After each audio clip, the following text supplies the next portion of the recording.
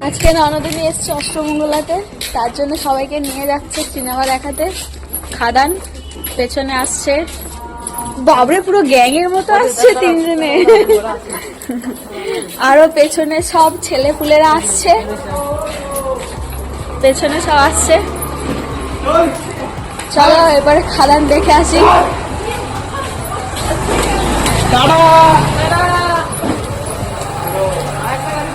আর একটা গাড়ি রয়েছে এখনো, সবাই আসুক। টোটাল 11 জন মিলে যাচ্ছি খাদান দেখতে। হ্যাঁ, বয়স্ক থেকে ছোকরি সব যাচ্ছি। তো আমরা চলে এসেছি টোটো করে একদম সিনেমা হলের সামনে। এখন আমরা যাচ্ছি হচ্ছে সিনেমা হলের দিকে। আর সিনেমা হলটা হচ্ছে তোমার সংস্কৃত মেট্রো, যেটা তো সবাই জানো যারা বর্ধমানে থাকো। তো এখন আমরা এখানে ওয়েট করবো একটু। আমরা কিন্তু টিকিট আগের থেকে কেটে রেখেছিলাম, আগের থেকে না কাটলে হয়তো টিকিট পেতাম না। তো এখন টাইমের জন্য একটু ওয়েট করতে হবে আমাদের।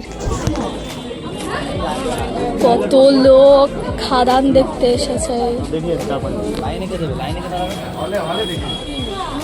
প্রথমে তো ভাবছিলাম হয়তো লোকই হবে না, তারপর এখানে এসে দেখি আর এক অবস্থা, এত লোক যে খাদান দেখতে এসেছে। আমি তো ভাবছিলাম সবাই হয়তো পুষ্পার জন্য ভিড় করবে, কিন্তু এত মানুষও যে খাদান দেখতে এসছে বাংলা সিনেমা, দেখেই বেশ ভালো লাগছে। তো এখানে আমরা সবাই এক এক করে এন্ট্রি নিচ্ছি। এই যে আমি ননদের, এটা হচ্ছে ভাগ্নি, ওইদিকে ভাইয়েরা সব রয়েছে, এদিকে হচ্ছে মামি শাশুড়ি, এদিকে শাশুড়ি, ওদিকে বড় মা, লাস্টে হচ্ছে আমাদের জামাই দাদা, আর আমার ভিডিওটা করে দিচ্ছে আমার বর। এই যে এখানে হলে এসে যেই ফেমাস যে গানটা কিশোরী কিশোরী, তো এটা এখন চলছে। এটা তো না নিয়ে থাকতে পারলাম না, কিন্তু তোমাদের মিউজিকটা শোনাতে পারবো না, কপিরাইট পড়ে যাবে। এই গানটা এতটা ভাইরাল হয়েছে যে আমরাও লিপসিং করছিলাম, আর সেটাই তোমাদেরকে দেখাবো বলে আমি ক্লিপটা নিচ্ছিলাম।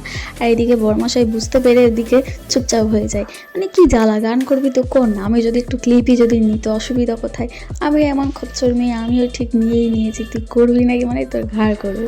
এরপর হঠাৎ করে দেখি বড়মশাই লিপসিংটা ভুলে গেছে, আর আমার এদিকে হাসির আর শেষ নেই। মানে তোমাদের শোনাতে পারলে ভালো হতো, কিন্তু ব্যাকগ্রাউন্ডে মিউজিকটা আসবে আর কপিরাইট মেরে দেবে, তো যার জন্য শোনাতে পারলাম না।